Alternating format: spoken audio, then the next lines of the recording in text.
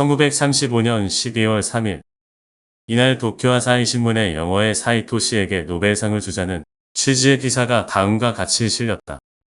여기서 말하는 사이토 씨는 일본 영화계의 거인 사이토 히데사부로를 말한다.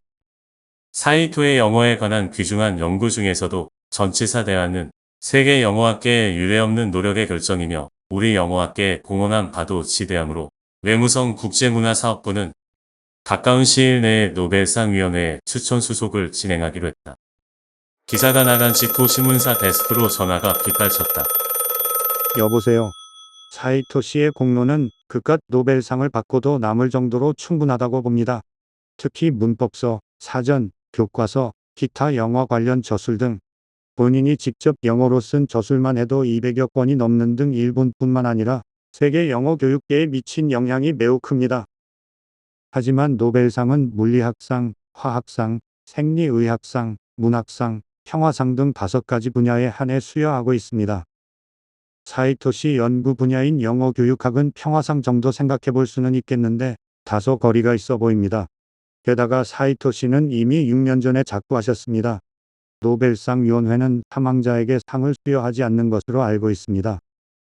주기율표를 만든 멘델레예프가 1907년인가 노벨상 수상이 유력했는데 그 해에 그만 사망하고 말아 수상을 놓친 안타까운 사례도 있었다고 들었습니다. 확인 바랍니다. 이 정도는 그 방면의 소식에 정통한 사람의 점잖은 전하다. 그런 점까지 세세하게 확인하지 않고 기사화해서 죄송합니다. 지적하신 부분은 외무성 당국에 다시 확인해 보겠습니다. 이날 소동은 단순 해프닝으로 끝났다. 하지만 이런 기사로도 당대 그리고 이후로도 사이토의 영향력이 얼마나 컸는지 짐작할 수 있다. 일본에서 최초로 노벨상 후보에 이름을 올린 인물은 세균학자 기타사토 시바사부로다. 놀랍게도 노벨상이 처음 수여된 해인 1901년의 일이었다. 이런 사실로도 과학기술 분야에서 일본의 저력을 새삼 느낄 수 있다. 그런 힘은 그저 얻어지는 것은 아니다. 1875년 문부성이 제1회 간비 유학생으로 선발한 11명의 전공 과목이 그런 점을 보여준다. 법학 전공이 4명이었고 나머지는 공학 등 이학 관련 전공자들이었다. 도쿄대학교 공학부 전신인 공부대학교는 1873년에 최초의 졸업생 23명 중 각과의 성적 우수자 11명을 영국으로 유학 보냈다. 메이지 정부가 근대화를 위해 어느 정도 과학자와 기술자 양성을 중시했는지 알 수 있는 대목이다. 하지만 당시도 노벨상은 학문적 업적으로만 받는 것이 아니라는 설이 나돌았고 그 때문인지 모르지만 일본 최초 노벨상 수상자는 1949년이 되어서야 나왔다. 그의 유카와 히데키가 중간자 이론으로 노벨 물리학상을 수상했다. 유카와의 노벨상 수상은 패전 후 자신감을 잃은 일본 국민들에게 큰 힘을 주었다. 유카와 히데키는 건중이와 제상고등학교를 함께 다녔다. 사이토는 5세 무렵부터 초조기 영어 교육을 받았으며 그것도 원어민으로부터 정식 영어로 배워 그의 머리는 모국어의 간섭을 받지 않는 영어회로가 따로 만들어졌다고 볼 수 있다. 이처럼 모국어에 의한 이중 번역이 필요 없는 수준이나 상태에 대해 영어학자 오토 예스퍼스는 모든 정신작용에서 모국어는 이선으로 물러나 있는 것이라고 표현했다.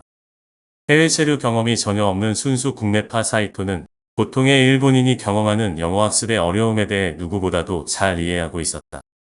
그가 문법을 깊게 파고들고 좋은 예문을 찾기 위해 영어 원서를 집중적으로 연구한 것도 영어 교육자로서 학생들의 어려움을 덜어주고자 하는 노력의 일환이었다. 일각에서는 학생들이 문법만 파고드는 문법병을 거론하고 수험 영어가 대세인 점을 문제 삼으며 거기에 일주한 사이토를 비난하기도 했다. 사이토는 그런 비난에도 아랑곳하지 않고 영어 연구에 전념했다. 사이토의 업적 중에 가장 인상적인 것은 수거 중심의 관용어법을 완성한 것이다. 사이토 스스로 자신의 저서에서 밝혔듯이 10여 년 동안 동사와 전치사를 연구하고 수거 중심의 관용어법학을 만들었다. 관용어 또는 관용구는 특정한 둘 이상의 단어가 조합되어 본래 단어의 의미와는 다르게 관용적으로 쓰이기 때문에 따로 외우지 않고는 의미 파악이 쉽지 않다. 사이토는 이런 점을 일찌감치 간파하고 10여 년 동안 동사와 전치사, 수거 중심의 관용어법을 집중적으로 연구했다. 그 결과물이 바로 1905년과 1915년에 출간한 전치사 대왕과 수거 본의 영화 중사전이다. 특별히 영일사전에 서명에 수거본이라는 표현이 들어간 것을 봐도 사이토가 어느 정도 관용어법 연구에 열정을 쏟았는지 짐작할 수 있다. 전자는 1310페이지, 후자는 1594페이지에 달할 정도로 분량도 방대하다. 기왕 언급하는 김해 일제강점기 조선 학생들도 봤을 것 같은 영어사전도 짚고 넘어가자. 먼저 앞서 소개한 사이토 히데사부로의 수거본이 영화 중사전은 일본 영어사 전계의 전설로 불린다. 이 사전의 가장 두드러진 특징은 수거, 전치사와 조동사 같은 기능어 정리가 매우 잘 되어 있다는 점이다. 표제어는 음절 단위로 끊어 읽도록 했고 액센트로 강세를 표시했다. 정확성은 좀 떨어져도 친숙하다는 점을 감안하여 영어 발음을 가타가나로 표기한 점이 독특하다. 일본인들이 웹스터식 표기와 국제음성 기호 모두 어려워한다는 점을 고려했다. 수거본이라는 표현이 제목에 포함된 이유는 이 사전이 영어를 개별 단어가 아니라 수거를 중심으로 설명하는 독특한 방식을 채택했기 때문이다. 당시 전통적인 영일사전은 주로 단어의 개별 의미를 해석하는 데 중점을 두었지만 수거본이 영화 중사전은 영어 학습에서 수거와 구문의 중요성을 강조했다. 이 사전은 단어 단위가 아니라 수거와 연어 중심으로 번역과 해석을 제공했으며 영어 학습자들이 실제로 자연스러운 표현을 익히는 데 도움을 주는 것이 목표였다. 실제로 태평양 전쟁 전에 영어 발음 기호가 가타가나로 표기되어 있어 이 사전을 구입했다는 기록도 찾을 수 있다. 이 사전의 인기는 전후에도 지속되었으며 1960년 무렵 고교생이던 야나세 나오키는 다음과 같이 말했다. 사전은 찾을 뿐만 아니라 읽는 것이다. 고교 시절 이불 속에도 화장실에도 가지고 들어가 읽었던 사전이 있다. 바로 수거본이 영화 중사전이다. 이 사전은 나의 영어 은사였고 나는 영어의 모든 것을 이 사전에서 배웠다. 훗날 영문학자가 된 야나세는 이 사전의 매력을 다음과 같이 말한다. 영문을 읽을 수 있게 되려면 전치사를 확실히 익혀야 한다. 수거본이 영화 중사전을 정독하면 그 사실을 서서히 깨닫게 된다. 이 사전의 전치사 항목을 차례로 읽어 나가기만 해도 영어 독해력은 확실히 향상된다. 어느 전치사부터 읽기 시작해도 상관없지만 예를 들어 위드 항목을 보면 무려 11페이지에 걸쳐 위드의 설명과 용례가 나열되어 있다. 그러나 이 사전의 설명과 용례를 읽어 나가는 동안 위드가 꽤 흥미로운 녀석이라는 느낌이 들었다. 말다툼도 하고 싸움도 한다. 평범한 교제도 하지만 장난도 치고 심지어 상해까지 저지른다. 내가 녀석이라고 표현한 것은 전치사 위드가 마치 혈기 넘치는 살아있는 존재처럼 느껴졌기 때문이다. 이는 결국 사이토 히데사부로의 설명과 용례가 생동감 넘치는 살아있는 표현이기 때문이 아닐까. 국제음성 기호는 개혁 교수법을 주장하던 음성학자들에 의해 로마 알파벳 위주로 1888년에 만들어졌다. 일본에서 이 국제음성 기호가 사전에 처음 채택된 건 1920년대였다. 실제로 채택한 사전은 1922년에 간다 교수와 카나자와 히사시가 공동으로 편찬한 수진 콘사이스 영화 사전부터라고 할 수 있다. 당시 간다는 건강이 좋지 않아 편찬은 주로 카나자와가 담당했다. 국제음성 기호 중 존스식을 사용했다. 처음에는 학습자에게 부담이 가중된다는 이유로 저항이 있었지만 문구성에서 이 국제 발음 기호를 채용하면서 베스트셀러가 되었다.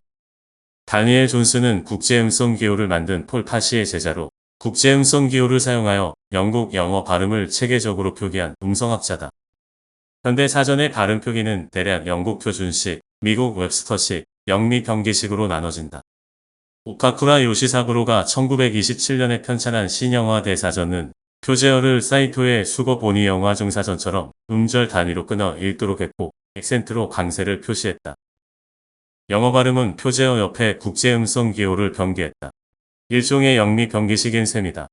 오카쿠라는 사전 편찬자로서 영어학자로서 음성학자로서 영어 발음 표기에 곤란을 겪고 있는 일본인 영어학습자에게 최대한 도움을 주려고 영미 두 가지 발음 표기 방식 모두 채택하고 싶었던 것 같다. 1964년 국내 어문각에서 조성식 등이 공동 편찬한 신영한 대사전은 이 오카쿠라의 신영화 대사전 제사판이 모델이었다. 마지막으로 영어괴짜 사이토 히데사부로는 자신의 모국어인 일본어에 대해 어떤 생각을 가졌던 걸까? 그것을 알 수 있는 기록이 있다. 이번에 수거본 이 영화 중사전을 내면서 일본어와 비교 연구하는 기회를 가졌고 여러 가지 경험을 했다. 일본어는 불완전하다든가 부정확한 언어라고 하지만 나는 일본어로 어떠한 것이라도 표현할 수 없는 것은 없다고 느꼈다. 사이토가 애써 아니라고 하지만 그 역시 동시대 일본인들처럼 일본어는 불완전하다든가 부정확한 언어라는 인식을 가지고 있었다.